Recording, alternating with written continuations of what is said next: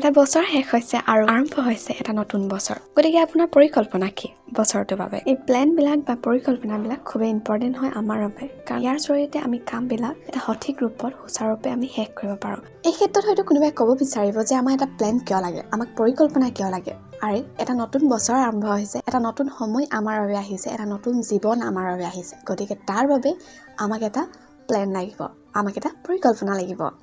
আৰু খুবেই এটা ইম্পৰ্টেণ্ট কথা, এই প্লেনটো বনোৱাৰ ক্ষেত্ৰত আপুনি আপোনাৰ প্ৰেক্টিকেল মাইণ্ডছেটটো ল'ব, অৰ্থাৎ আপোনাৰ এবিলিটি অনুসৰি আপুনি এটা প্লেন বনাব। কাৰণ আমি এনেকৈ কওঁ মই ভাবিছোঁ মই পাৰিম, এনেকুৱা হ'লে নহ'ব। আপুনি আপোনাৰ এবিলিটি, আপুনি আপোনাৰ নিজস্বতা, আপুনি কি পাৰে, আপোনাৰ দ্বাৰা কি হ'বগৈ, আপুনি পাৰিবনে নাই, সেইটো আগতে চাই ল'ব।